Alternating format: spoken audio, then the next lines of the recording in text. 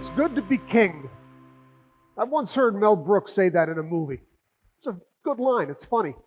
But it also happens to be true. And I should know, after all, I was king for a day.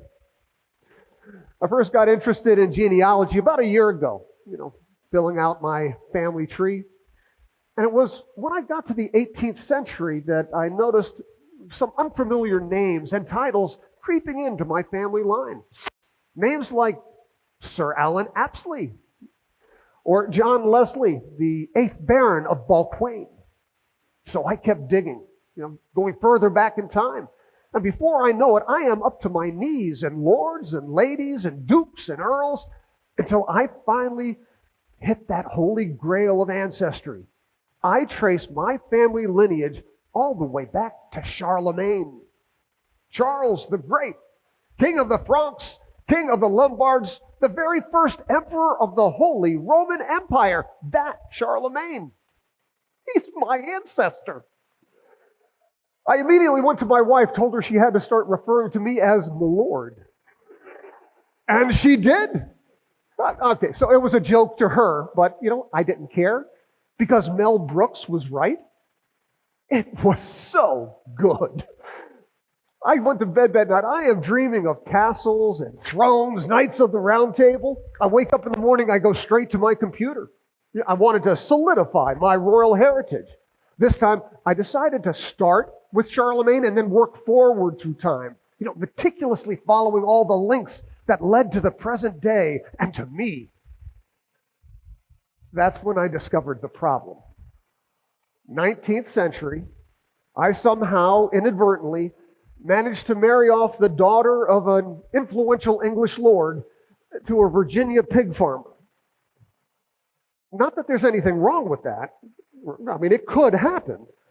But seeing as I found no evidence that she ever left England, and he stayed his entire life on that small patch of Virginia farmland, I had to admit to myself that I may have made a mistake. So, reluctantly, I removed the lady from my tree, and just like that, bye-bye Charlemagne. Well. All was not lost. I did learn a few things from my research. I learned that I am related to Charlemagne. I mean, I don't know exactly how, but I know I'm related to him. And what's more, so are you. And you. In fact, odds are everyone in this auditorium and beyond are somehow related to Charlemagne, which means, strangely enough, that we are all related to each other. Now, this is a fact that was first proven not as you might expect, not by DNA, but rather by mathematics. In 1999, Joseph Chang, he was a statistician from Yale University, he developed a formula to determine that point in time where all ancestral lines converge, because he knew they had to. Logic dictates that they have to. You see, one of the first things you recognize as you're doing your genealogy and going back in time, the number of direct ancestors that we have, it grows exponentially. I mean, take me, for example. I'm just one person, but I do have two parents, mother and a father, and both of them have two parents, my 4 grandparents, and each of them have 2 parents, so now we're up to 8 great-grandparents. And it continues that way through the generations, each time doubling. So 16 great-great-grandparents, but 32 great-great-great-grandparents. Trust me, it doesn't take long for the numbers to get out of control. Go back just 10 generations. For me, that would be somewhere in the 1700s. I have over 1,000 great-great-great-great-great-great-great-grandparents sitting on that 10th generational line.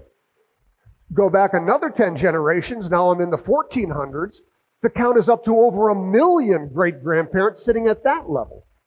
And by the time you reach Charlemagne's reign, which took place some 40 generations ago, I have over 1 trillion great-grandparents sitting on the 40th generational line. 1 trillion! That is a massive Christmas card list. But here's the thing. If you just look at the world's population numbers, you find out that the exact opposite is taking place. The numbers actually shrink as you go back in time. It is estimated that 40 generations ago, there were only 200, maybe 300 million people on the face of the entire planet. So how am I expected to pull 1 trillion ancestors out of a pool of 200 million people? You can't do it. It's impossible. But it is not inexplicable. This mind-numbing discrepancy is caused by something that researchers have labeled pedigree collapse. And admittedly, it is a difficult concept to grasp. I think mainly because we still have this mental image, this mind picture of a family tree that contains all of our ancestors. And they're all in there. Each one is sitting pristinely perched on a single branch, just waiting to be discovered. It's not like that. It's more like they're tangled up in there. They're ensnared, trapped in this complex and complicated mesh or web that stretches over time. They've got lines connected to them, shooting out from all angles, pulling them in every direction. Because the people in our past can serve multiple roles in our ancestry. Who they are to us completely dependent upon which family line it is we're following. My 15th generational great-grandfather on my father's side could be related to me in a completely different way on my mother's side. He could be any number of great-granduncles, a few hundred different cousins, many times removed. I'm told a single individual who lived some 1,250 years ago could very well appear in my family tree over 5,000 times. Like I said, difficult concept to grasp. But it is the only way the math adds up. So Chang published in '99 and came to the determination that anyone alive today, right now, that is of European descent can trace their ancestry back to the same family line dating around the 1400s, just 20 generations ago.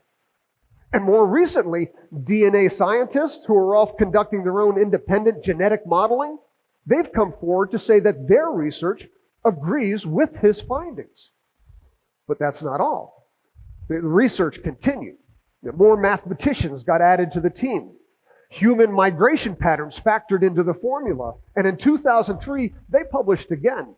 This time with the conclusion that the world's common ancestor, that one individual to whom all family lines lead, actually existed.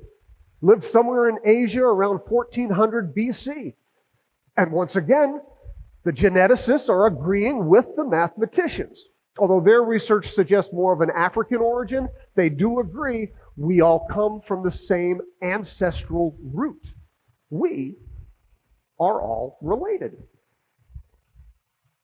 So welcome to the family. All right, so right about now, you're probably thinking to yourself, okay, so we're related. What does that mean? What possible impact could this have on my life? It's a great question. I'm glad you asked. Because I can think of 3 possibilities. Number one, you have to admit, this does kind of kill elitism. I mean, bragging rights come off the table. No more my family's better than your family. Well, I suppose we could still have a sense of pride that we're related to Thomas Jefferson or Mary Queen of Scots, Charlemagne, just as long as we recognize that it doesn't set us apart in any way. It doesn't make us special, because so is everyone else. If we all trace our family lines back far enough, we're all going to end up at the same place with the same people. So I guess in a way that makes us all special, doesn't it? But wouldn't it be nice if we actually treated each other that way? If everyone we met, we took the view that they were somehow special and worthy of our attention, knowing that they were looking at us in the same light? Wouldn't that elevate every personal interaction we have? But that doesn't always happen, does it? I mean, how many times have we had a human encounter and we finish up whatever transaction we're there to conduct and then we just walk away without ever learning anything about that human being that was right there in front of us? It happens all the time. Why is that? I mean, we don't treat our family members like that. even the ones we don't like. So I tell you what, next time you find yourself in front of a convenience store clerk who's keeping you waiting while they finish up a personal phone call, stop, take a deep breath, and remember, they're talking to someone related to your great-grandma. That kid who cut you off in traffic yesterday, it was just Cousin Billy. He didn't see you. There's no way he would have done that deliberately. Or the man who got into the 10 items or less lane with 15 items. Okay, that was me. But listen, I was in a hurry. Hey, I'm family. The point I'm making is that our new family ties have entwined around us all. There's no escaping that. So we might as well embrace it, act accordingly, cut each other a little extra slack, be a bit more tolerant, more forgiving of each other's quirks and peccadillos, because, well, that is what family does, isn't it? All right, so the second possibility is it's a phenomenon that has already occurred to me. Now, I have to admit, history was not my favorite subject in school. I found the memorization of dates to be tedious, the reading of factual events dry and uninteresting. Not anymore. Not since I realized that I had relatives who were there, who actually lived through those events, who experienced them firsthand. History suddenly has come alive for me. It has taken on a personal relevance. Just in this past year alone, as I'm doing my genealogy, I'm coming across historic accounts featuring my family members who helped Washington cross the Delaware, who stood accused before the Salem witch trials, found guilty, convicted, sentenced to death, and yet escaped execution. Family members who were among the very first settlers to emigrate west along the original Oregon Trail that they helped to blaze. Their stories are fascinating, and they now belong to me. They're my stories. They're your stories. And stories are important because they form the history of the world in which we live. A history I'm finding that I am quickly developing a new perspective on. You know, I can name you family members of mine who actually fought in the American Civil War. I mean, on both sides, for the North and for the South. I can name family members of mine that fought in the American Revolutionary War on both sides, for the British and for the colonists. In fact, every global conflict that has ever existed, that continues to exist today, I now know I have family affected on both sides. So do you. So shouldn't that change the way we view those conflicts? Just a little. Which leads me to the third and, in my opinion, most important possibility. In fact, if there's nothing else you take away from today, let this be our new mindset. There are no more strangers. There's just family we haven't met. Because we are all connected. By blood, by marriage, by the past. We're connected. And the fact that we don't always know how, that doesn't change the fact that we are. So we shouldn't allow ourselves the luxury of hiding behind the anonymity of the internet or ignoring one another when we pass on the street. We shouldn't let the differences that exist between us, and let's face it, there are differences, right? But we shouldn't let those differences dictate to us. We shouldn't let them define who we are. We certainly shouldn't let them divide us, because ultimately, the differences don't matter. Right? I mean, they don't matter. It doesn't matter what my hair color is, what my eye color is, what my skin color is. It doesn't matter what my gender is, my ethnicity, my religious preference, my political affiliation. None of that matters. It doesn't matter. Because despite all that, despite all the differences that come between us, there is one unassailable truth that remains the same. We're still family. That is what we are. The ultimate blended family. I mean, look around you. Please.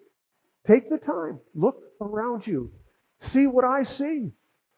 That every day we are surrounded by hundreds of our fellow family members, our relatives. And it's okay. It's okay if you don't know them. They don't know you either. So introduce yourself. That's the polite thing to do. Treat it like it's a family reunion. Ask them what they've been doing with their life. Listen to their story and then tell them yours. You might be surprised to find out how much you have in common. Although you really shouldn't be surprised. I mean, you do share DNA. More and more, I am convinced that the secret, the key to our future lies in the past. Because it is by remembering the past that we share. The ancestry that we share. The connections that we share.